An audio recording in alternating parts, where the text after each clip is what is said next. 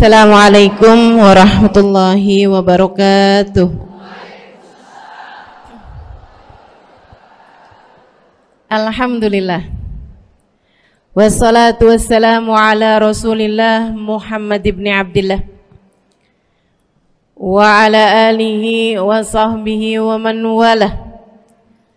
Subhanaka la ilma lana illa ma 'allamtana innaka antal alimul hakim. Rabbi shrah li sadri wa yassir li amri wahlul 'uqdatan min lisani yafqahu qawli.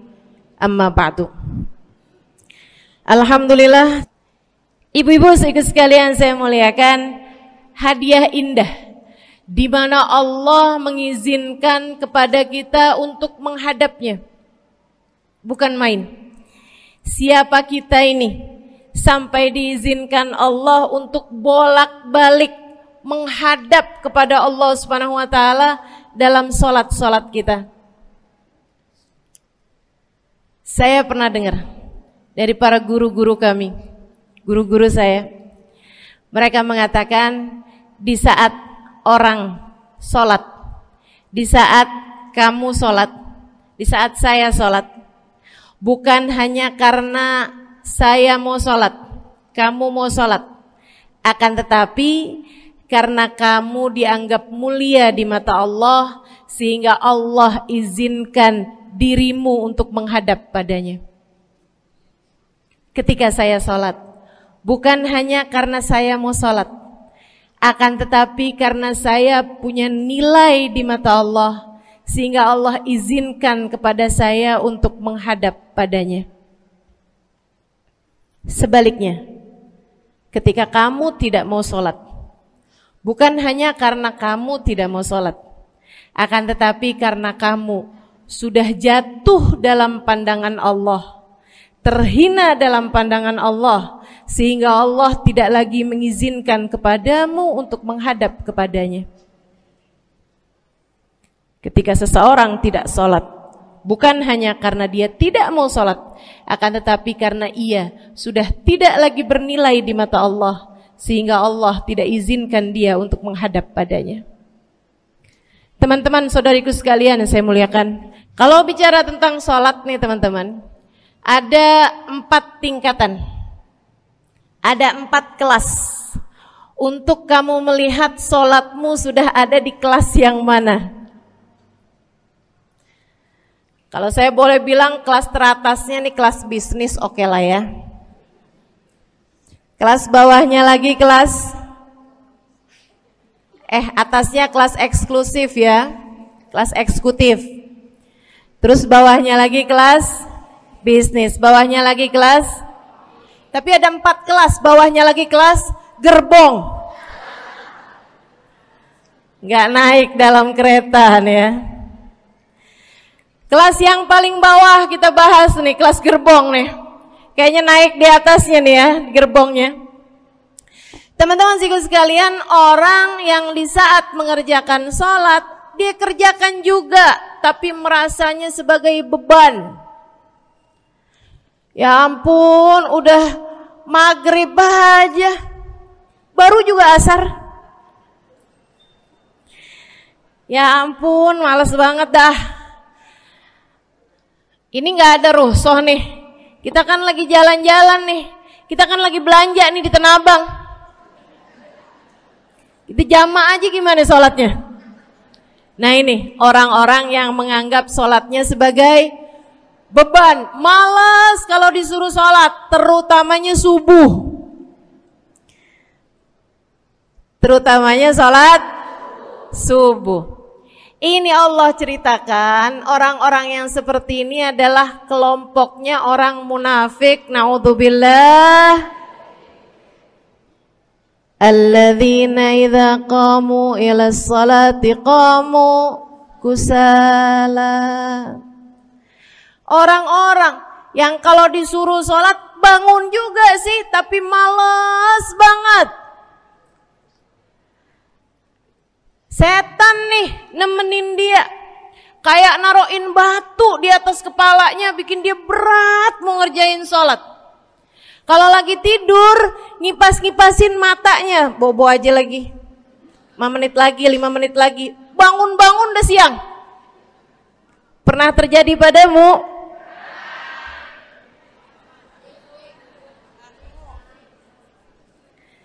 Jemur kunut. Bu, yang dijemur tuh jemuran aja, cucian aja. Jangan sampai jemur kunut. Kunutnya dijemur ya.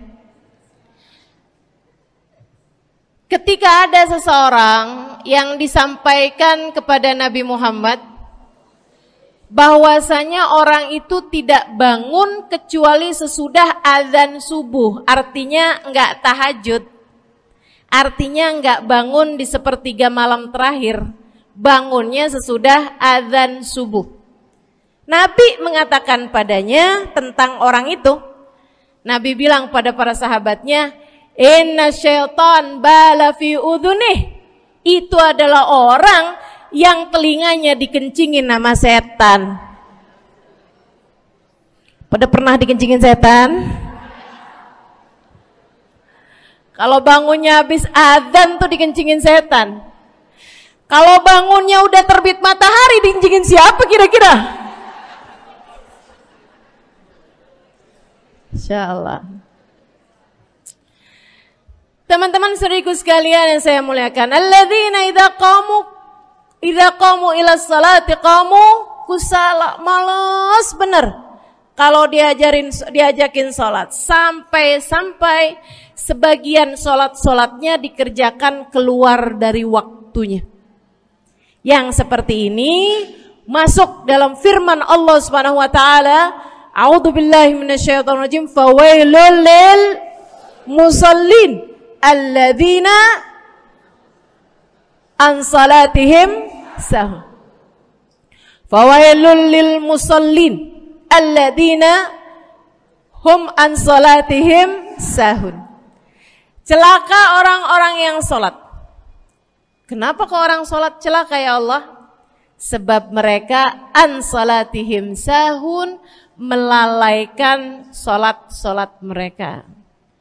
Apa maksudnya melalaikan? Imam Sayyidina Ibnu Abbas dalam salah satu tafsir beliau mengatakan alladzina yuakhiruna an waqtiha au yuqaddimuha ila ghairi waqtiha. Orang-orang yang mengakhirkan salat sampai keluar dari waktunya atau memajukannya sebelum waktunya. Mau pergi ke Tanah Abang nih, jam 11. Ntar kita ribet nih urusan sholat duhur. Dah sholatin sekarang aja. Ini orang-orang yang fawailul lil musallin. Bu, sesibuk apapun dirimu, jangan pernah ninggal sholat. Bu, lagi ngerjain perkara penting apapun kamu, jangan pernah mengakhirkan sholat. Jangan pernah mengeluarkan sholat dari waktunya. Kenapa gitu? Karena bu, sholat itu urusanmu sama Allah. Gak ada yang lebih penting daripada itu. Gak ada yang lebih penting daripada itu.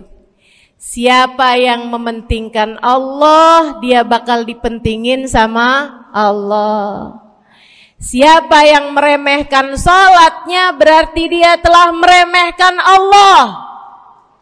Siapa yang meremehkan Allah, dia akan diremehkan oleh Allah. Na'udzubillah min dzalik. Buat adik-adik jomblo, jangan pernah mau kawin sama orang yang gak sholat. Biarpun kamu udah nunggu cukup lama, kalau ada yang lamar kamu dan dia gak sholat, jangan mau bu.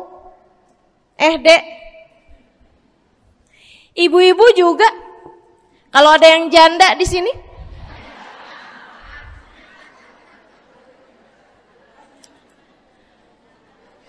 terus ada yang lamar kamu, Walaupun di garasinya ada kijang,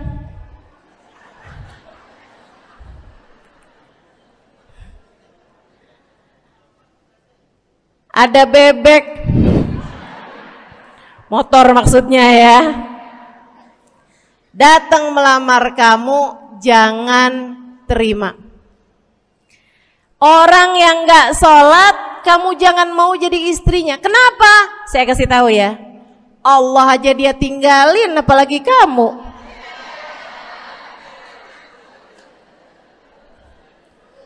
Allah aja dia tinggalin. Siapa yang tidak berguna baginya peringatan Allah, maka tidak akan berguna baginya peringatan dari siapapun. Tapi dia mencintai saya, Ustazah. Dia mencintai saya cinta mati katanya. Sekarang tungguin setahun 2 tahun, cintanya hilang, tinggal matinya. Tapi dia mencintai saya luar biasa, Ustazah. Dia tak sanggup hidup tanpa saya.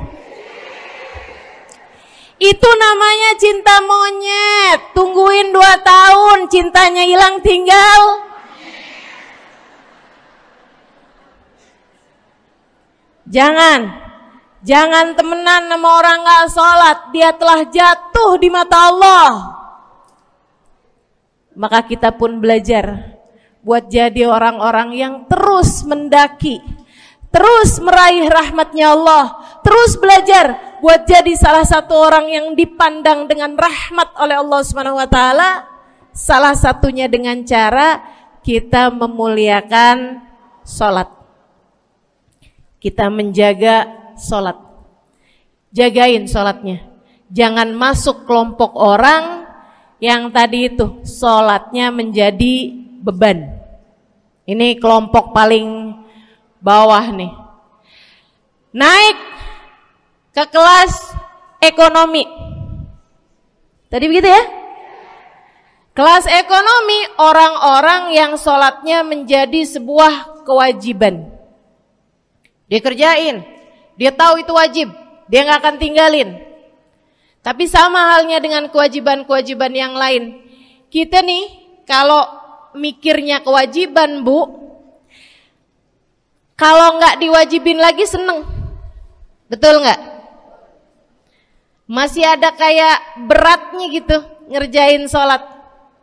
Orang yang sholatnya dianggap sebagai kewajiban. Kayak anak-anak sekolah tuh, wajib pakai seragam, wajib ngerjain PR. Kalau satu hari, besok enggak wajib pakai seragam. Ada nggak ya pakai seragam? Nggak ada. Nggak ada yang besoknya dia pakai seragam. Terus tanyain, kenapa kamu tetap pakai seragam? Abisnya saya suka sama seragamnya. Nggak ada. Karena mereka menganggap pakai seragamnya adalah kewajiban. Sekolahnya sebagai kewajiban. Jadi giliran besok libur anak-anak, hore gitu. Ada orang-orang yang sholatnya dianggap sebagai kewajiban. Nggak ada yang nambah kalau kewajiban tuh. Sholat sunnah boro-boro. Sholat wajib aja kalau bisa dibikin sesingkat mungkin akan dilaksanakan dengan cara yang sesingkat-singkatnya.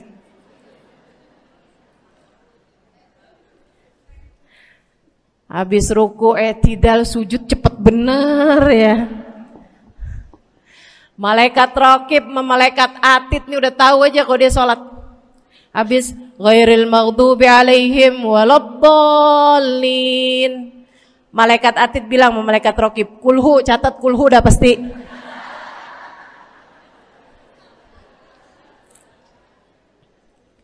Kulhu aja gak kelar-kelar. Teman-teman saudaraku sekalian yang saya muliakan, sholatnya dianggap sebagai sebuah kewajiban. Nggak nambah dengan sunnah, namanya wajib. Kita naik lagi insya Allah. Sholatnya kita naikkan dari yang kewajiban kita naik menjadi kelas bisnis, sholatnya sebagai sebuah kebutuhan. Mudah-mudahan nih ibu-ibu, teman-teman semuanya yang sedang menyimak kajian pada hari ini, saya doakan, karena saya berharap saya pun juga didoakan, agar menjadi salah satu orang yang sudah berada dalam tingkatan ini.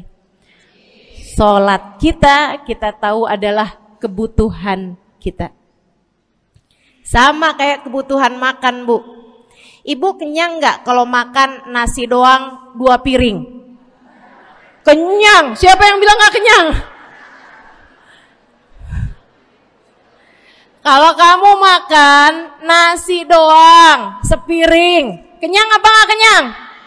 Kenyang. Akan tetapi pasti ibu-ibu mau nambah dah. Nambah apaan? Lauk. Nambah lauknya. Ada ikan asin, ada sayur asem, langsung pada lapar nih. Ada sambal, Masya Allah, ada tempe goreng. Udah Bu ya, tetangga lewat kagak nyadar. Masya Allah. Teman-teman saudara sekalian, kita nambah, bahkan udah kenyang pun kita masih cari lagi tambahan. Makanan apa nih yang bisa kita makan?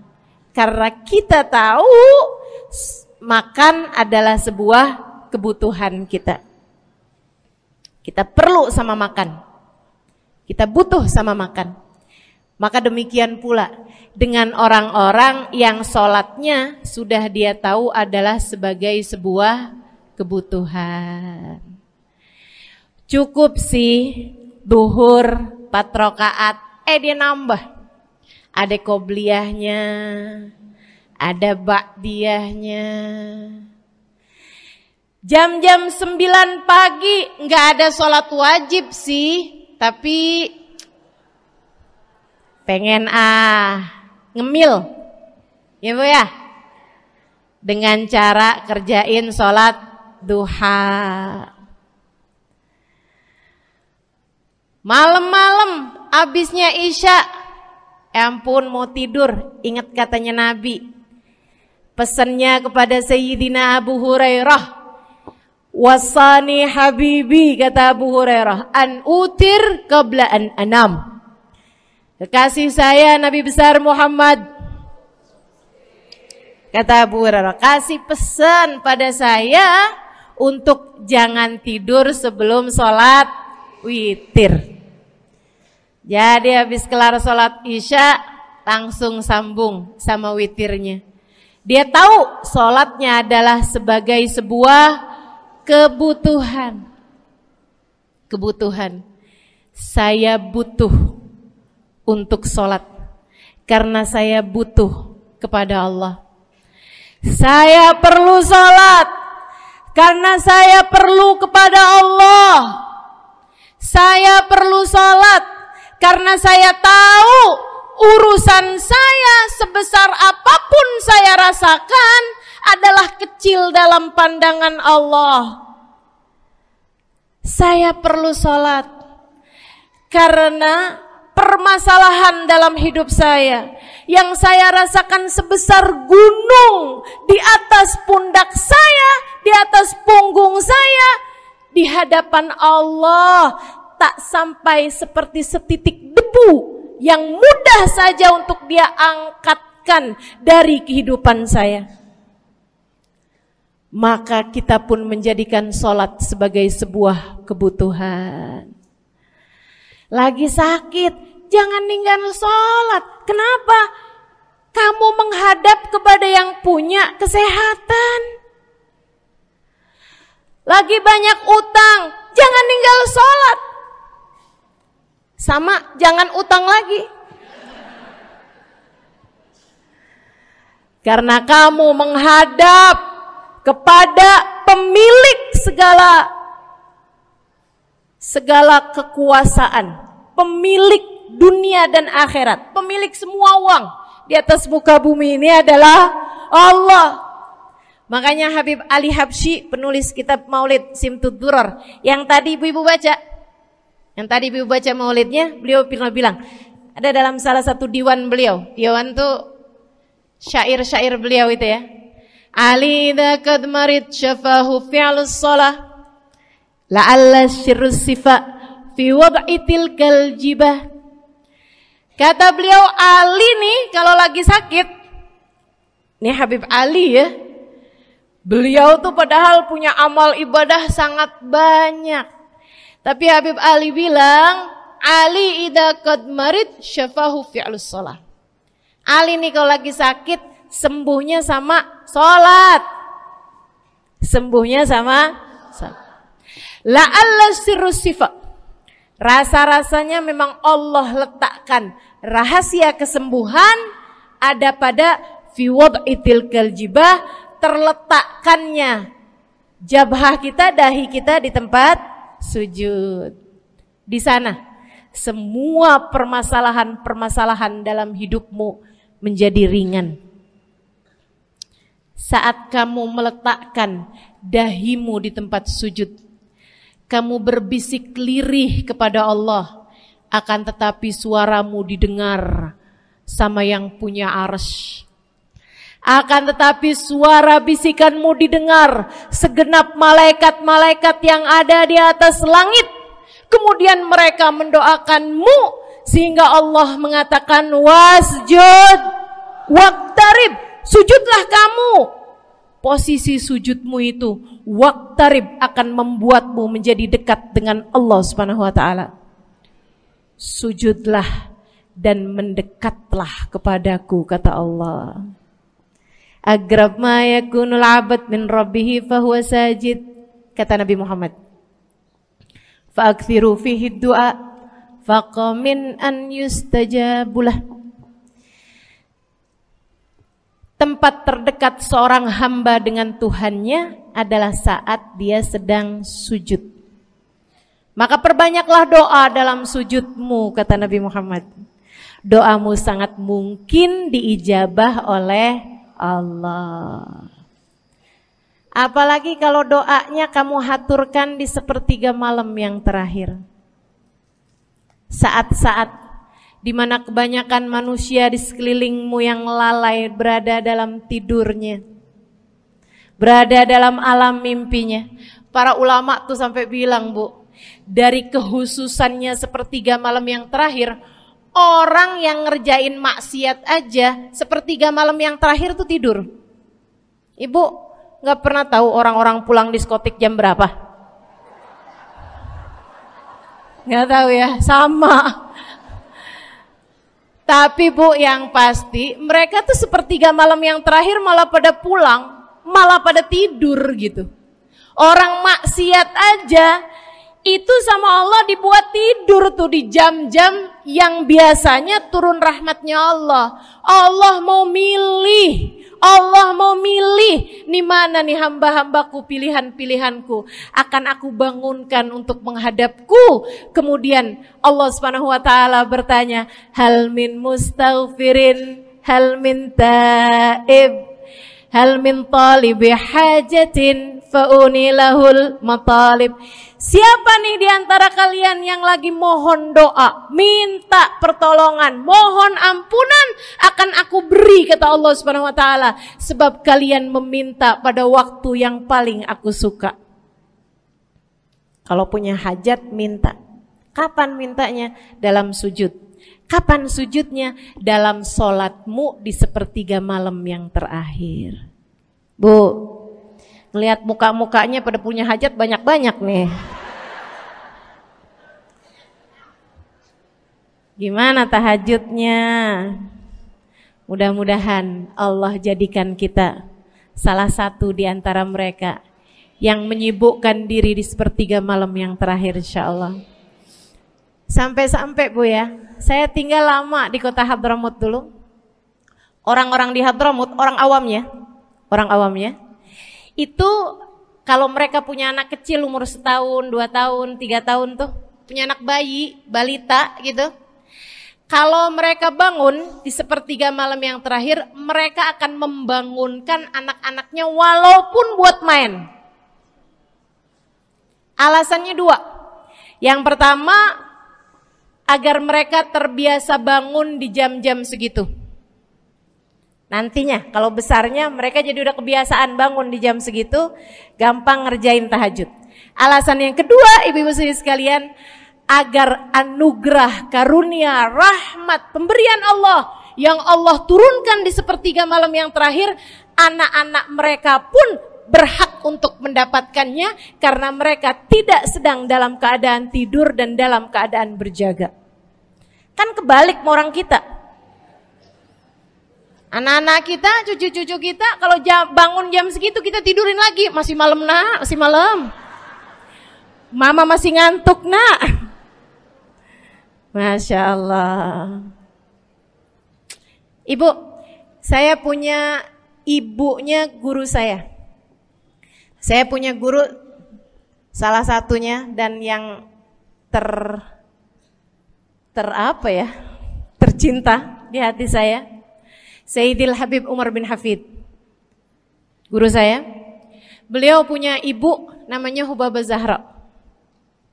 Almarhumah, baru meninggal masa-masa deket pandemi. Ya Bu ya, baru aja beberapa tahun silam meninggalnya. Itu ibu-ibu sekalian punya anak kalau nggak salah 12. Kalau nggak salah 12 anak beliau. Laki-laki 5. Kalau saya nggak salah ya, mohon maaf kalau saya salah. Kemudian yang perempuan 7. Semuanya soleh-solehah. Semuanya Bu, jadi orang-orang yang luar biasa, yang terutamanya anak yang pertama yaitu Habib Ali Masyhur jadi mufti pada zamannya di Kota Tarim. Sampai wafatnya beliau masih sebagai mufti. Mufti itu Bu, permasalahannya umat semuanya ada di meja beliau untuk beliau selesaikan.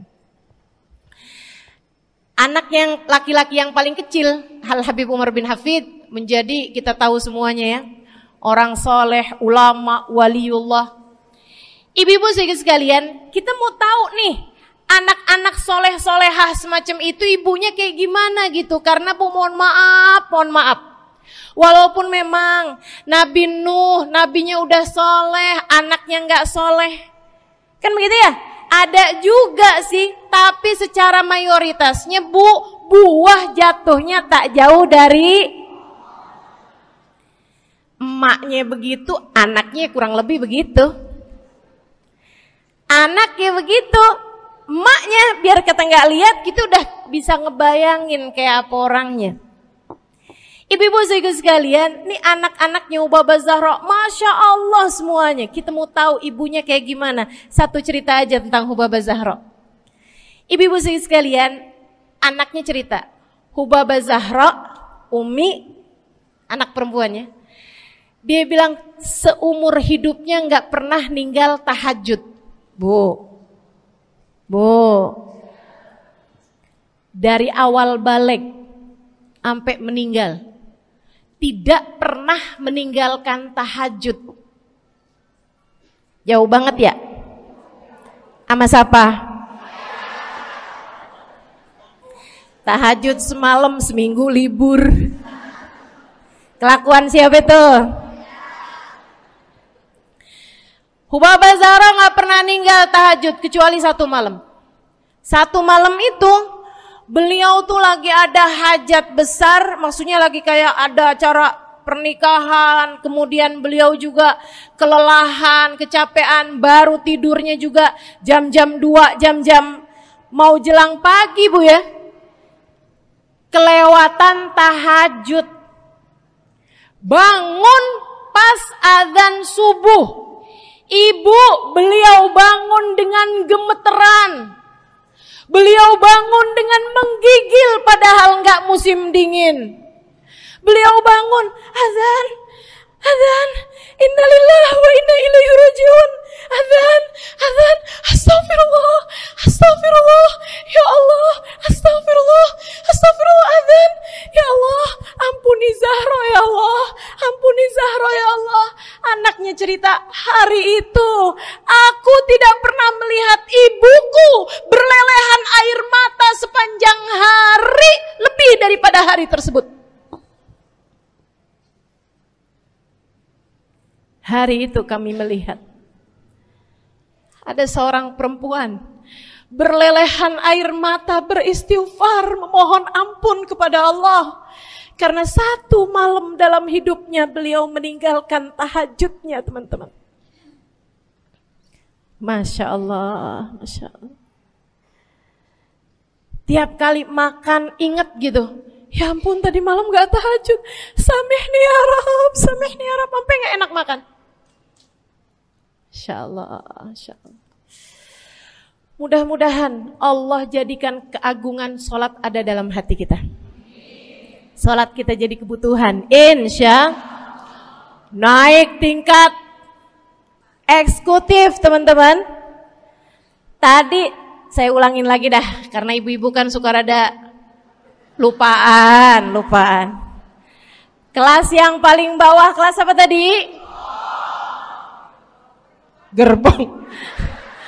Menjadikan sholatnya sebagai beban. Kelas berikutnya menjadikan sholat sebagai kewajiban. Naik lagi menjadikan sholat sebagai kebutuhan. Tingkat terakhirnya ada hamba-hamba tercinta di sisi Allah yang menjadikan sholat mereka sebagai sebuah hiburan dalam hidupnya, hobi dalam hidupnya. Diawali, dicontohkan oleh baginda kita Nabi besar Muhammad yang mengatakan dalam hadis sahihnya, wa ju'ilat qurratu aini fis shalah, wa ju'ilat qurratu aini fis shalah.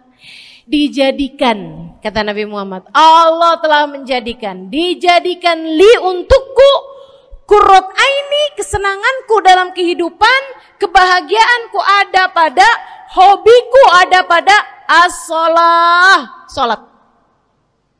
Nabi itu orang yang kesenangan beliau, hobi beliau adalah salat. Kana idza faza'ahu amrun aladha ila shalah. Kata para sahabat meriwayatkan, Nabi kalau lagi dengar kabar-kabar yang gak enak, segera menuju kepada sholat.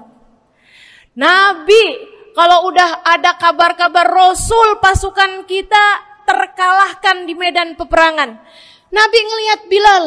Kemudian Nabi Muhammad nanya, udah dekat waktu sholat Bilal? Sebentar lagi Rasul, arihni bihaya Bilal, arihni bihaya Bilal. Yuk Bilal, santaikan diri saya Bilal, tolong hibur diri saya Bilal. Segera azan dan kita akan sholat bersama-sama wahai Bilal. Kesenangan beliau, hobi beliau dalam sholat, dalam hidup adalah sholat. Teman-teman saya sekalian, bukan hanya Nabi Muhammad, tapi para sahabat-sahabat Nabi Muhammad, tapi para tabi'in, para tabi'it tabi'in. Saudaraku sekalian saya muliakan, Sayyidina Umar bin Khattab alaihi ridwanullah, kana idza ja'ahu hal, apabila beliau dalam keadaan hatinya lagi khusyuk, hatinya lagi nyambung banget sama Allah Subhanahu wa taala, kalau mau sholat sunnah manggil orang. Beliau sholat dalam masjid, ada orang mau sholat sunnah, ada orang lagi baca Quran dipanggil sama beliau. Kamu saya bayar ya, kamu duduk sebelah sini saya nih, baca Qurannya deketan saya sini, kamu saya bayar. Buat apaan wahai Sayyidina Umar? Buat negur saya, ngingetin saya lagi sholat nih. Oh gak usah dibayar Tuan. Yaudah kalau gitu kamu duduknya sebelah sini ya. Tugas saya apa Tuan? Kalau kamu lihat saya sholat berdirinya kelamaan, ingetin saya buat ruku. Kalau kamu lihat ruku saya kelamaan gak bangun-bangun, ingetin saya buat bangun. Kalau kamu lihat sujud saya kelamaan, ingetin saya buat duduk. Karena saya sekarang ini kalau lagi berdiri baca Al-Quran, lupa buat ruku. Dari nikmatnya bacaan Quran beliau. Baik Tuan, sholat, baca Fatihah, habis itu baca Quran, surat Al-Quran, dapat selesai satu, kok masih enak, baca lagi, masih enak lagi, baca lagi. Yang sebelah beneran nih gak ruku-ruku. Beliau berdiri kemudian bilang, Tuan ruku, gak kedengeran.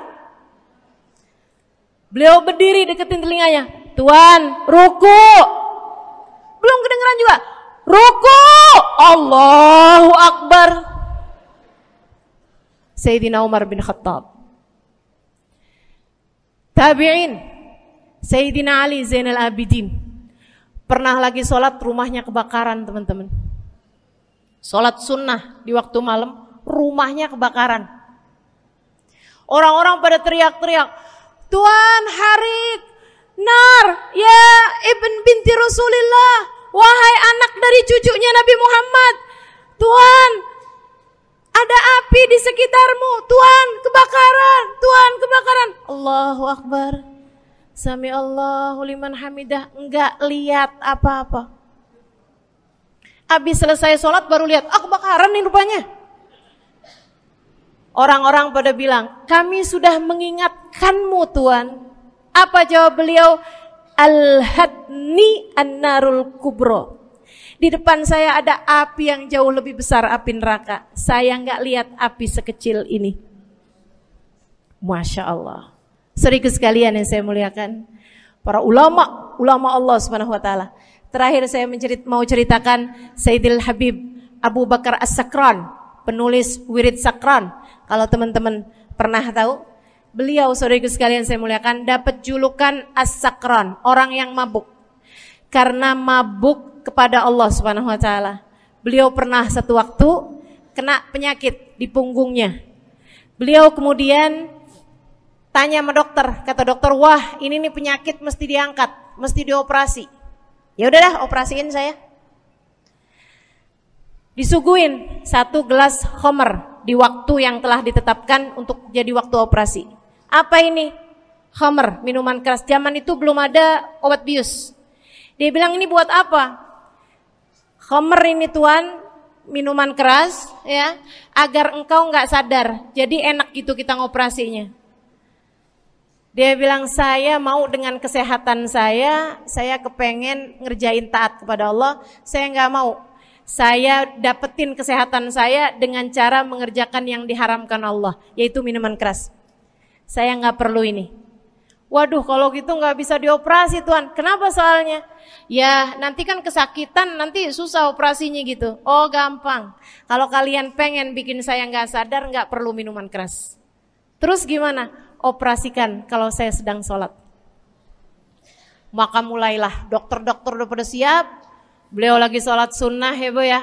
Allahu Akbar gitu. Mulai dokter buka baju belakangnya. Mulai Bu digunting kulitnya, digergaji tulangnya. Beliau Bu mukanya meringis saja enggak. Beliau ruku, dokternya ikutan nungging. Beliau sujud, dokternya ikutan menunduk juga. Beliau sholat nikmat banget. Sampai beliau selesai dari sholat, beliau nanya sama dokter-dokternya, kenapa gak nurut tadi tuh waktu saya sholat mestinya operasi. Kata dokter, udah selesai Bib dari tadi. Masya Allah. Radiyallahu ta'ala anhum wardahum. Ini bukan kelas-kelas kita, saya cuma ceritain aja sama ibu-ibu. Bukan berarti ibu-ibu nanti pas waktu sakit bilang sama dokter-dokter gak usah dibius. Beda hati Bu, beda hati. Ibu ya, beda iman, beda semuanya kita sama mereka. Yang pasti, makanya saya kan yang ini nggak doa nih. Pas yang kebutuhan tuh baru saya doa. Kenapa? Karena kayaknya tingkatan kita dah Bu ya.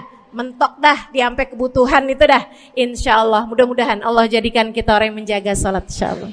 Rabbi jalni muqimas salah wa min dzurriyyati amin. Rabbi jalni muqimas salah wa min dzurriyyati amin. Rabbi jalna muqimis salah wa min dzurriyyatina rabbana wa taqabbal du'a. Ala hadhihi niyyah bi kunniyah salihah ila hadratin nabi al-fatihah. Syaitanir rajim. Bismillahirrahmanirrahim. Alhamdulillahirabbil alamin.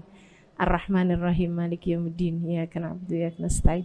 Ihdinas siratal mustaqim, siratal ladzina an'amta 'alaihim, ghairil maghdubi 'alaihim waladdallin. Amin. Taqabbalallah minna wa minkum, taqabbal ya karim. Sama-sama kita hormati, kita sayangi segenap keluarga besar dari Majelis Ta'lim Raudhatul Aliyah di bawah pimpinan Ibu Ayu Komaladewi Kita doakan semoga beliau beserta segenap keluarganya senantiasa dalam limpahan rahmat ridha Allah Subhanahu wa taala. Juga kita doakan Ustazah Nabilah Al-Haddad sebagai pengasuh di majelis ta'lim ini, sebagai pimpinan di majelis ta'lim ini, Bu Ayu dan Ustazah Nabilah sekeluarga semuanya insyaallah senantiasa dalam pandangan kasih sayang Allah SWT. Panjangkan umurnya, disehatkan badannya, dimudahkan urusannya, kabulkan hajatnya, semakin dicinta Allah SWT dan Rasulnya. Para ustadzah, para hubabah, para syarifah, para pimpinan pondok pesantren, para pimpinan majelis ta'lim, yang mudah-mudahan semuanya dalam limpahan rahmat ridha Allah SWT, serta tentu saja semua yang hadir di majelis ini, baik ibu-ibu, kakak-kakak, adik-adik, anak-anak, yang mudah-mudahan semuanya dirahmati Allah, disayang Allah, dibahagiakan Allah, diistiqomahkan jalannya menuju ridha Allah Subhanahu wa taala, insyaallah diistiqomahkan jalannya menuju surga Allah Subhanahu wa taala. Amin ya rabbal alamin. Qul amantu billah thumma istaqim, kata Nabi Muhammad sallallahu alaihi wasallam kepada seorang pemuda yang meminta nasihat. Ya Rasulullah, ausini, wahai Rasul, tolong nasihati aku. Kita kalau ketemu orang mulia jangan minta duit, Bu. Kita kalau datang ketemu sama orang-orang yang kita tahu doanya mustajab, sangat soleh, hidupnya baik, apalagi jika dia adalah kekasih-kekasih Allah Subhanahu wa taala. Kamu kalau berjumpa dengan ulama, jangan minta sesuatu yang duniawi. Tirulah para sahabat ketika berjumpa dengan Nabi Muhammad. Biasanya mereka meminta satu dari dua hal. Yang pertama, mereka minta doa. Ida'ili ya Rasulullah, doakan aku wahai Rasul. Ibu juga gitu. Kalau ketemu sama ulama, ketemu orang soleh, ketemu kiai, ketemu habib yang kita tahu doanya mustajab, bertemu hubabah, mintalah doa. Tapi jangan hanya sekedar urusan doa duniawi, Bu. Doa duniawi itu yang gimana, Ustazah? Doa yang kalau diijabah nggak akan manfaat begitu kamu masuk dalam alam kubur. Itu namanya doa duniawi. Ustazah, doakan saya biar saya cepat kebeli rumah. Bu, kalau mati rumahnya dibawa gak? Ustazah, doakan saya kepengen beli HP baru. Dibawa gak HP-nya? Enggak. Itu namanya doa duniawi. Ustazah, Doakan biar suami saya tambah cinta.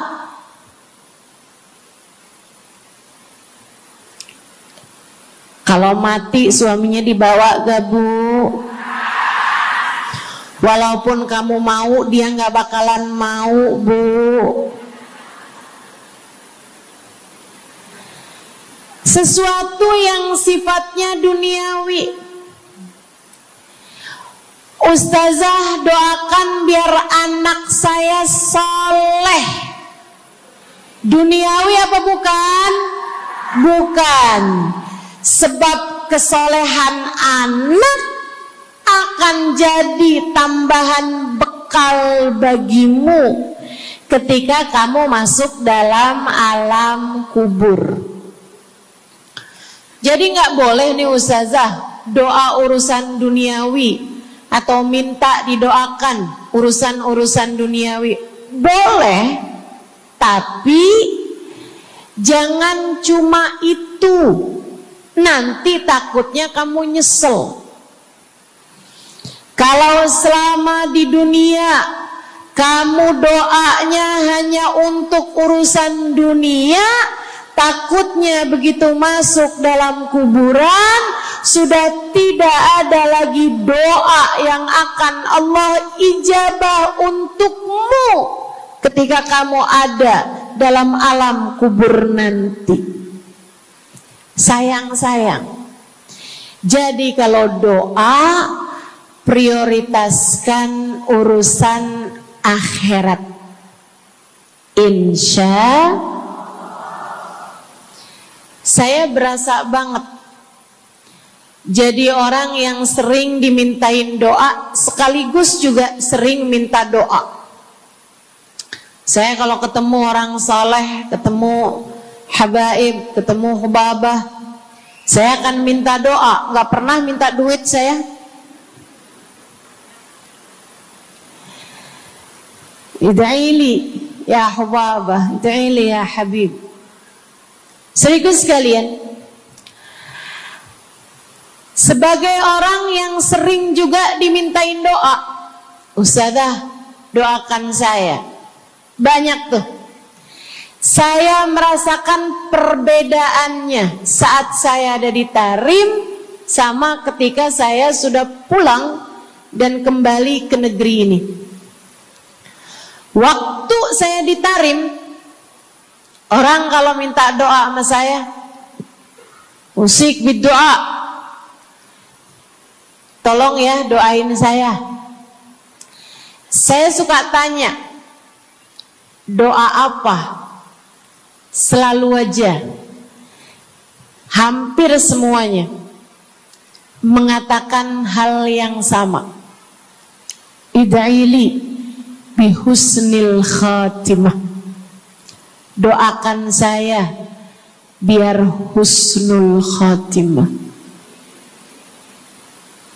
Begitu nyampe ke Indonesia, kalau ada orang bilang ustazah doain saya, biasanya lanjut tuh doanya, minta apa langsung dibilang, nggak pakai tanya.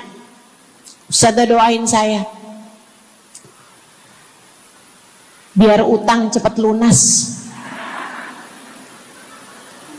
Ustazah doain saya biar cepat dapat jodoh. Ustazah doain saya biar jadi orang kaya. Ustazah doain saya biar suami nggak mendua. Ya Allah, ternyata kebanyakan orang kita kalau minta doa seringnya urusan duniawi. Bukan berarti nggak boleh, boleh aja sih. Cuman takutnya begitu kamu mati nyesel kalau semua doamu selama ini adalah sesuatu yang tidak ikut kamu bawa ketika kamu mati. Kalau kita lihat para sahabat ketika mereka berjumpa dengan Nabi Muhammad, selalu saja banyak di antara mereka yang minta doa. Nabi pernah tanya, doanya apa? Macem-macem jawaban para sahabat. Ada yang begini, Harithah menjawab, ida'ili an yarzuqani Allah asyhada fi sabilih. Rasul, doakan saya biar saya dikaruniai mati syahid di jalan Allah. Ada lagi yang lain doanya, ya Rasulullah, id'ili an yarzuqani Allah murafaqatan bika ya Rasulullah. Doakan biar saya nanti di masa sesudah kematian saya, di masa akhirat nanti bisa mendampingimu wahai Rasulullah, bisa berjumpa denganmu wahai Rasul, bisa ada dalam rombonganmu wahai Rasulullah. Doa-doa yang sangat ukhrawi, doa-doa yang sangat akhirat, karena mereka sudah faham tujuan hidup sesungguhnya adalah mencari ridha Allah Subhanahu wa ta'ala. Tujuan hidup sesungguhnya adalah bergerak menuju surga Allah Subhanahu wa ta'ala. Tujuan hidup sesungguhnya adalah berpulang kepada Allah dalam keadaan Allah ridha kepada kita. Sahabat tuh minta didoakan, sama yang kedua minta nasihat. Kita juga nyontoh, kalau ketemu orang soleh, kalau ketemu ulama, kalau ketemu habaib, ketemu kiai, ketemu bunyai, ketemu hubabah, ketemu ustadzah, ketemu ustadz, minta nasihat. Selain daripada minta doa, mintalah nasihat. Hal ini dicontohkan oleh para sahabat kepada Nabi Muhammad. Datang seorang pemuda berjumpa Nabi Muhammad sallallahu alaihi wasallam. Kemudian bertanya, ya Rasulullah, ausini, wahai Rasulullah, berikanlah nasihat kepadaku ini. Nabi Muhammad tersenyum, senang, bangga, karena mengerti bahwa umatnya faham apa yang harus diminta dari nabinya. Nabi berkata kepadanya, qul amantu billah thumma istaqim. Kata Nabi Muhammad, ucapkanlah, aku beriman kepada Allah, kemudian istiqomahlah kamu di jalan Allah. Nasihat Nabi Muhammad buat pemuda tersebut, nasihat Nabi Muhammad buat pemuda-pemuda umatnya sepanjang zaman, nasihat Nabi Muhammad buat umatnya baik yang muda maupun yang tua, baik laki-laki maupun perempuan, baik yang pintar maupun yang kurang pintar. Semua umatnya dinasehati sama Nabi Muhammad. Karenanya akan saya sampaikan hal ini kepadamu hari ini. Quli, ucapkanlah, amantu billah, aku beriman kepada Allah. Tsumastaqimi, kemudian istiqomahlah kamu, wahai saudariku, di jalan Allah. Katakanlah, aku beriman kepada Allah, kemudian istiqomahlah. Istiqomahlah. Nasihat yang sangat indah dari baginda kita Nabi besar Muhammad, yang Allah karuniakan kepadanya jawami'al kalim, dapat selalu berbicara dengan kata-kata yang ringkas tapi padat. Nabi itu ucapannya ringkas tapi padat. Nggak kayak saya, Bu, udahlah panjang dan ya, mudah-mudahan Allah jadikan ucapan-ucapan kita jadi kalimat-kalimat yang akan membawa kita menuju surga. Jadi ucapan-ucapan yang akan bawa kita menuju ridha Allah SWT. Ibu-ibu, kita sama-sama belajar, biar kalau ngomong itu enggak panjang-panjang, akan tetapi bermutu, berkualitas. Terutama Bu, ibu kalau ngomong sama anak-anak ibu, kadang-kadang panjang bener. Padahal itu aja, anak sampai hafal. Iya mah, katanya gitu. Betul gitu? Nabi kalau ngomong pendek aja tapi penuh makna. Nabi kalau bicara seringkali nggak panjang-panjang tapi sangat berarti. Satu hadis beliau saja bisa disyarahkan, diberi keterangan, hingga bahkan berkitab-kitab banyaknya. Ibu-ibu sekalian, salah satu dari ucapan ringkasnya Nabi Muhammad, amantu billah, kata Nabi, qul amantu billah, tsumastaqim, ucapkanlah, aku beriman kepada Allah, kemudian istiqomahlah di jalan Allah.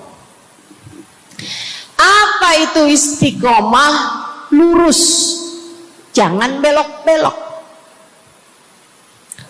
Lurus, jalan terus. Jalannya adalah jalan yang lurus. Itu yang selalu kita minta dalam tiap rakaat sholat kita. Kita berdoa kepada Allah, ihdinas siratal, ya Allah, tempuhkanlah untuk hidup kami ini jalanmu yang lurus. Sama kayak kamu lagi bilang, ya Allah, karuniakanlah dalam kehidupan kami keistiqomahan di jalanmu ya Allah. Kamu selalu minta istiqomah 17 kali sekurangnya tiap hari. Betapa sangat pentingnya istiqomah ini, saudaraku sekalian. berada dalam jalan yang lurus. Saya mau bahas jalan lurus yang dimaksud ini apa aja. Satu, kamu harus lurus imannya. Amantu billah, aku beriman kepada Allah. Kata Nabi Muhammad sallallahu alaihi wasallam, qul amantu billah, ucapkanlah aku beriman kepada Allah. Maka istiqomah tersebut yang nomor satu adalah dalam urusan keimanan. Bu, Kak, Dek, Nak, yang lurus imanmu. Iman yang lurus tuh yang gimana, Ustazah? Iman yang lurus adalah memahami dua kalimat syahadat yang menjadi pintu gerbang keimananmu. Orang kalau masuk Islam, dia jadi orang yang beriman, dia mengucapkan kalimat syahadat. Apa itu? La ilaha illallah. Yang pertama. Yang kedua, Muhammad Rasulullah. Tidak ada Tuhan selain Allah. Itu harus kamu miliki dalam hatimu secara lurus, istiqomah. Enggak ada Tuhan selain Allah. Jangan hari ini Tuhannya Allah, besoknya Tuhannya duit. Apapun aja yang disuruh sama duit, yang ada duitnya, yang haram-haram pun diterjang. Lah kenapa begitu? Saudaraku sekalian, qul amantu billah, ucapkan aku beriman kepada Allah, aku faham arti la ilaha illallah. Tidak ada Tuhan selain Allah. Tidak ada yang mengatur kehidupan selain Allah. Tidak ada yang memberi rezeki selain Allah. Maka berimanlah kepada Allah. Kalau ada istri bilang sama suaminya, kalau kamu nanti pulang bawa duit, ahlan wa sahlan, selamat datang. Tapi kalau kamu pulang nanti nggak bawa duit, silakan tidur di luar.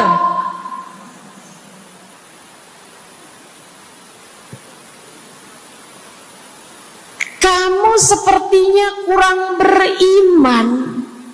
Kamu lupa bahwa pemberi rezeki bukan suamimu, melainkan yang ngasih rezeki itu cuma satu, Bu. Namanya bukan pekerjaan, bukan atasan, bukan pemerintah. Yang ngasih rezeki cuma Allah Subhanahu wa ta'ala. Maka berimanlah atas hal itu. Jangan nyalahin si ini, nyalahin si itu. Imanmu benerin. Imanmu benerin. Banyak orang saya liatin itu suka pada repot urusan rezeki. Banyak banget. Di dunia ini nih banyak yang suka repot urusan rezeki.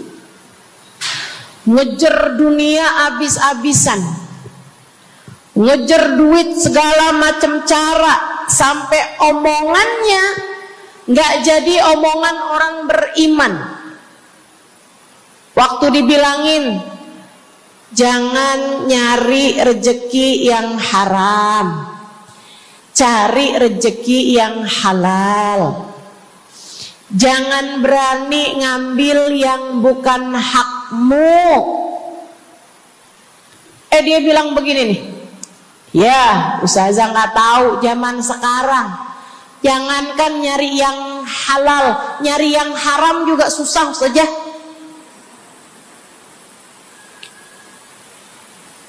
Itu omongan orang nggak beriman. Kamu mesti ngerti dulu, kalau yang kamu minta adalah urusan rezeki, dengerin. Kalau yang kamu minta urusan rezeki, kamu harus datang kepada alamatnya, yang sering kali membuat kamu setengah mati urusan rezekimu, sampai mau-maunya menghinakan diri, minta-minta sama orang, berharap dari orang. Seorang ibu berharap dari anaknya, seorang istri berharap dari suaminya. Saudariku sekalian, yang sering kali membuat kamu tersiksa urusan rezeki adalah karena kamu salah alamat. Kamu salah alamat. Kamu sedang tersesat jalan. Kamu sedang salah arah. Makanya jadinya kemana-mana kamu nggak nemu. Orang alamatnya aja salah. Ini kalau kamu mau ke Kubah Mas, tapi kamu perginya ke Taman Mini, nyampe apa nggak nyampe? Dapat apa enggak majelisnya? Nggak dapat. Kenapa? Salah alamat. Yang dicari Kubah Mas, kamu perginya ke Keong Mas. Nggak nyampe, nggak dapat. Saya kasih tahu padamu, alamat rezekimu ada pada Allah. Alamat rezekimu ada pada Allah. Alamat rezekimu ada pada Allah. Maka berimanlah kepadanya, fahamilah arti la ilaha illallah. Tidak ada Tuhan kecuali Allah. Gak ada yang ngasih rezeki selain kamu. Lagi sakit, kamu mau nyari obat, saya kasih tahu alamat obatmu. Alamat yang bisa menyembuhkanmu hanya satu, namanya urusan rezeki. Allah sudah bilang, Huwar-Razzaq dzul quwwatil matin. Allah lah satu sang pemberi rezeki. Allah lah satu sang pemilik kekuatan sejati. Jadi kamu kalau mau nyari rezeki, datanglah ke alamatnya, datanglah kepada Allah. Kamu lagi mau nyari kesehatan, jangan salah alamat. Datanglah kepada sang pemilik kesehatan. Alamatnya yaitu Allah yang telah mengatakan, fa idza maridtu fa huwa yashfin. Katanya Nabi Allah Ibrahim, apabila saya sakit, maka hanya Allah lah yang maha menyembuhkan. Berarti nggak boleh pergi ke dokter gitu Ustazah? Silahkan pergi ke dokter, pergi ke apotik, datang kepada orang yang doanya mustajab, minta didoakan. Tapi semua hanyalah sebab, semua hanyalah wasilah. Sang penyembuh sejati adalah Allah.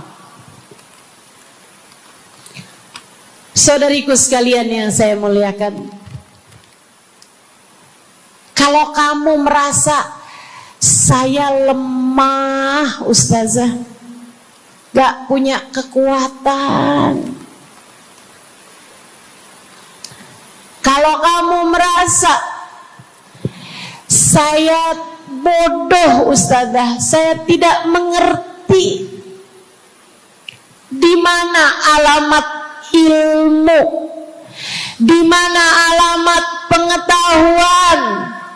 Bu, Kak, Nak, anak-anak nih yang masih lagi belajar di pondok pesantren, yang masih lagi belajar di mana-mana, saya kasih tahu padamu, alamat ilmu ada pada Zat yang Maha Satu, namanya Allamal insana malam ya'lam. Allah lah yang mengajari manusia apa yang tidak dia ketahui. Pengen dapat ilmu, datanglah kepada Allah. Pengen punya kekuatan, datanglah kepada Allah. Saya udah tua Ustazah, saya janda pula Ustazah, saya nggak punya kekuatan ya Ustazah. Kekuatanmu hanya ada pada Zat yang Maha Satu, Allah Subhanahu wa Ta'ala. Datanglah selalu padanya. Imanmu jangan biarkan ia naik turun. Imanmu biarkan ia kokoh di dalam hatimu. Jangan percaya kalau ada yang bilang kekuatan ada pada uang. Jangan percaya. Percaya hanya satu aja, kekuatan ada pada Allah. Jangan percaya orang bilang kekuatan ada pada kecantikan. Kalau kamu cantik, kamu kuat, suamimu gak akan kemana-mana. Jangan percaya, Bu. Percaya hanya satu aja, kekuatan ada pada Allah Subhanahu wa Ta'ala. Kamu takut terjadi hal-hal yang buruk bagimu, bagi anak-anakmu. Kamu kepengen ada yang jaga. Ibu, nggak usah pusing-pusing mau nyari bodyguard, nggak usah pusing-pusing mau sewa security, pengamanan. Sebab sang pemberi keamanan hanya satu, namanya Wallahu ya'simuka minan nas. Hanya Allah satu yang dapat menjagamu dari kejahatan manusia. Qul a'udzu birabbin nas. Katakanlah, aku berlindung kepada sang penjaga manusia, sang pemelihara manusia, sang pengasuh manusia, Allah Subhanahu wa ta'ala. Berimanlah padanya, istiqomahlah. Bu, gak ada yang bisa bikin orang meninggal selain Allah. Gak ada. Tapi dia ditabrak orang, Ustazah. Kalau gak ditabrak dia gak bakalan mati. Kamu kebalik. Justru karena dia harus mati, Allah jadikan dia ditabrak. Jelas? Ini imannya mesti yang benar nih. Jangan kamu kira ini ada dokter malpraktek sehingga dia kemudian meninggal dunia. Jangan kamu kira karena salah minum obat dia mati.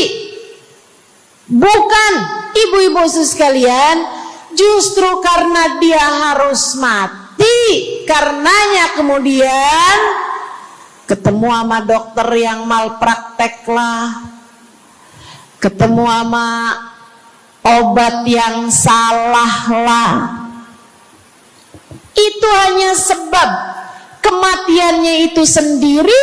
Allah udah bilang, idza jaa ajaluhum la yastakhiruna sa'atan wa la yastaqdimun. Apabila datang ajal seseorang, nggak ada siapapun yang bisa memajukan barang semenit pun, nggak ada yang bisa memundurkan meski sesaat sekalipun. Nggak ada. Emang udah kepastiannya. Waktunya mati ya mati, Bu. Gak ada yang bisa menghidupkan, sekaligus tidak ada yang bisa mematikan selain Allah. Itu artinya istiqomah dalam iman. Tapi tunggu dulu, sebelum saya lanjutkan istiqomah yang lain. Selain beriman kepada Allah, kamu juga harus beriman kepada Nabi Muhammad. Kamu harus beriman kepada Nabi Muhammad.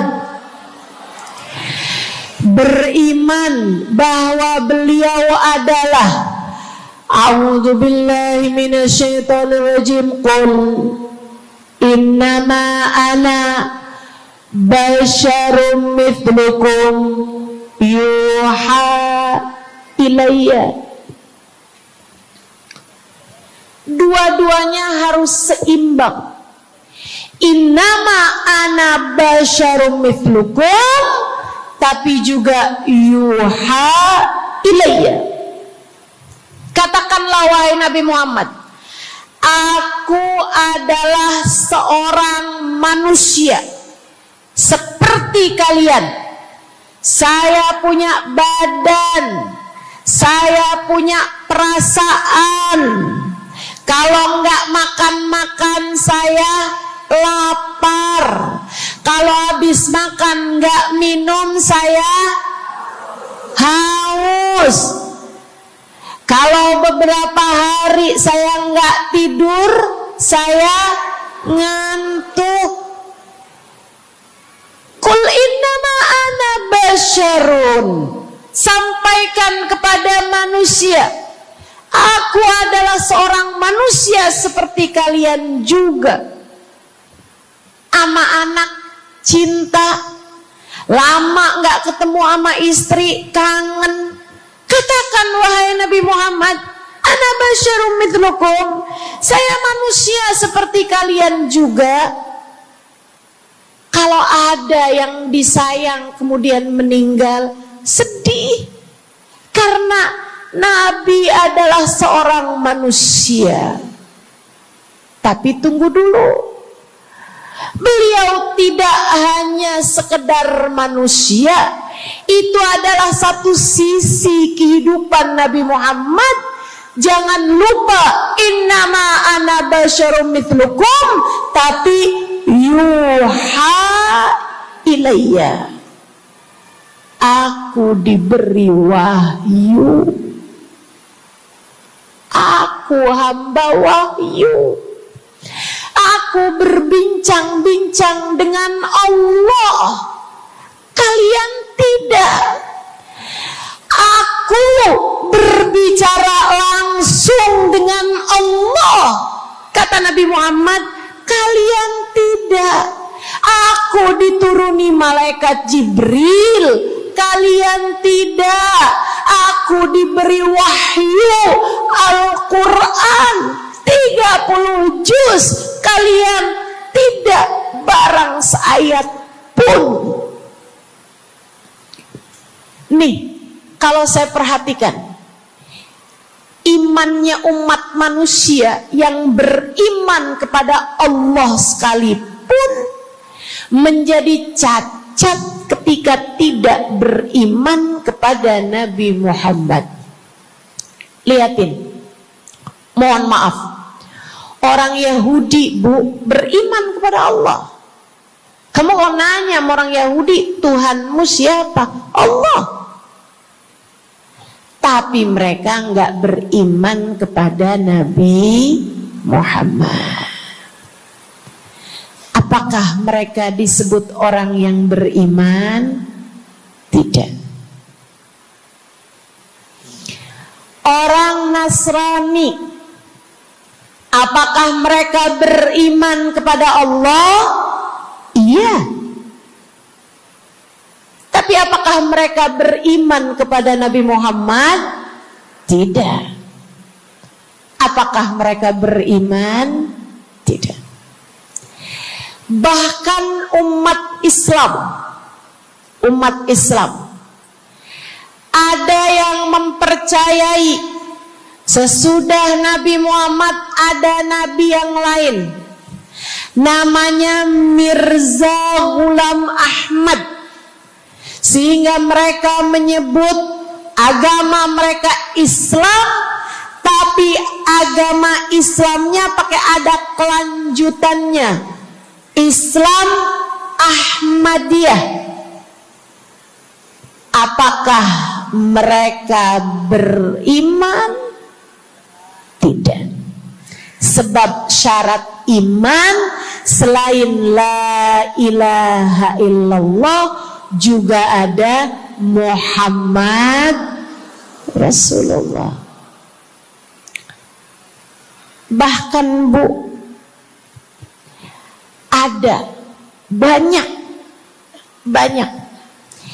di antara kita orang-orang yang iman kepada Allah luar biasa, tapi kalau urusan kepada Nabi Muhammad, kalau lagi diceritain Isra Mi'raj, dia bilang Nabi Muhammad tuh nggak usahlah segitu amat diperayakan Isra Mi'rajnya.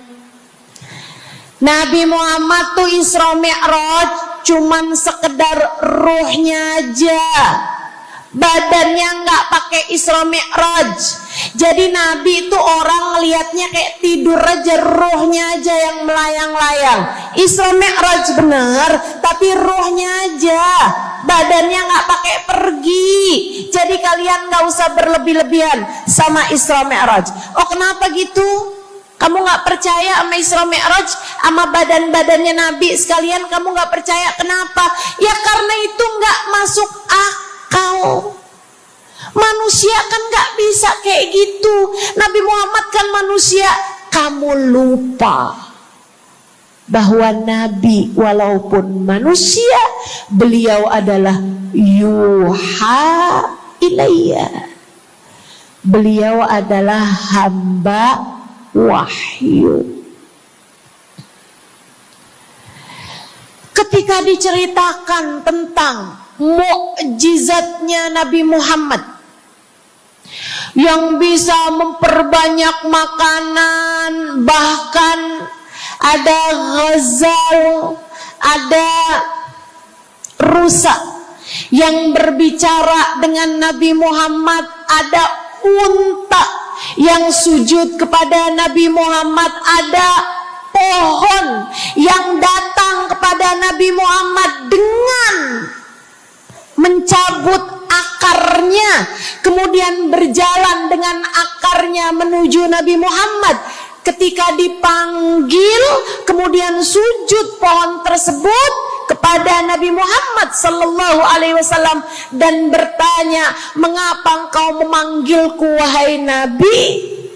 Dia nggak percaya, nggak masuk di akal. Itu hanyalah dongeng. Kita bilang tapi hadisnya sahih, riwayatnya Ibnu Mas'ud yang menceritakan hal itu, hingga bahkan Sahibul Burdah menuliskannya. Katanya Sahibul Burdah Imamul Busiri, ja'at lidakwatihil asjaru sajibatan tamshi ilaihi ala saqin bila qadami. Datang ketika dipanggil sama Nabi Muhammad pepohonan. Mereka datang dengan, mereka berjalan dengan akar-akar mereka, kemudian sujud di hadapan Nabi Muhammad. Ini tentang iman. Mereka nggak percaya. Mereka ngakunya paling beriman. Mereka ngakunya paling lurus imannya. Tapi kenapa kalau mengenai Nabi Muhammad kamu menjadi timpang? Ketika melihat orang ramai-ramai bersolawat kepada Nabi Muhammad, mereka kegerahan. Ketika melihat orang-orang ramai datang ke majelis-majelis maulid, merayakan, bergembira atas lahirnya Nabi Muhammad, mereka kegerahan sampai mereka bikin GAM. Apaan tuh? Gerakan anti maulid. Oh, ada lagi mereka menyebut diri mereka GAS. Apaan tuh? Saya tanya. Gerakan anti solawat lah. Kenapa kamu kegerahan sama Nabi Muhammad? Hah? Kenapa kamu ngerasa kayak takut banget umat begitu cinta sama Nabi Muhammad? Ada apa denganmu? Kamu lupa Nabi Muhammad memang manusia, tapi qul innama ana basyarum mithlukum yuha ilayya. Jangan pernah